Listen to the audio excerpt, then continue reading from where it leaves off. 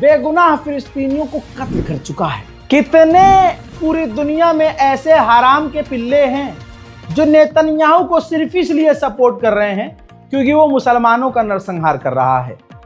लेकिन सच्चाई से जरा रूबरू हो मेरे मुन्ना, खुद तेल अवीव में, इजराइल में नेतन्याहू को पसंद नहीं कर रहे हैं लोग।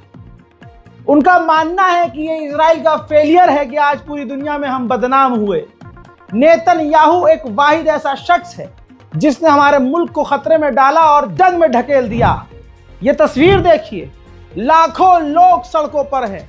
ये यहूदी हैं, इजराइली हैं। सुन रहे हो ना, देख रहे हो ना टट्टी खोरो, ये तुम्हारा बाप है इजराइल, जहां के लोग नेतन्याहू के खिलाफ प्रदर्शन कर रहे हैं। तेल अवीव भरा पड़ा है। वेस्ट बैंक पर इजराइल के लोग घुस घुस कर फिलिस्तीनियों को दिन दहाड़े मार रहे हैं, कब्जा कर रहे हैं। कौन हिजड़े की औलाद ऐसा है अरब का? बताओ, सब हिजड़े हैं। कोई बोला नहीं। कौन बोला गैर मुस्लिम?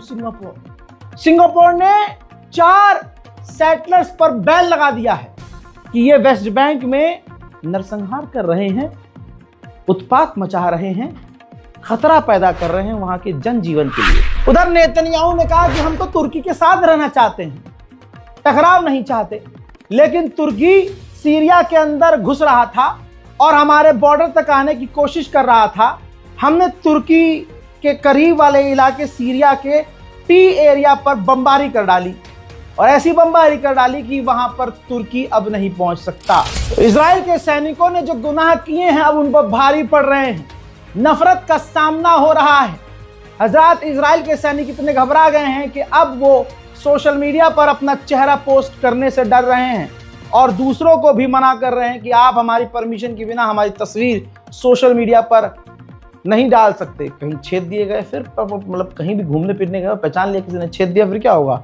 फटी पड़ी है, हवा एकदम संट है। लेकिन वॉर क्राइम इनको पूरा करना था तो उन्होंने किया, अब भुगतो। एक अमेरिकी बुढ़िया है ऑफिशियल, उसने अमेरिका के अंदर कहा है कि जो फिलिस्तीन कॉज है, जो फिलिस्तीन की मुहिम है, वो पूरे वेस्ट के लिए खतरा बन रहा है। ये इस्लामीकरण हो रहा है।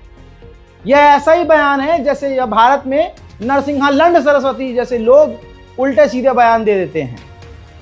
हजरात मोहतरम, वेस्ट बैंक में, फिलिस्तीन में जो चीज़ें हो रही हैं वो तो इंसानियत के खिलाफ हैं और फिलिस्तीन की ज़मीन का मुद्दा है, कोई इस्लामीकरण तो है नहीं। आज की तारीख में जो सच बोलेगा मिटा दिया जाएगा, दबा दिया जाएगा। स्क्रीन पर मौजूद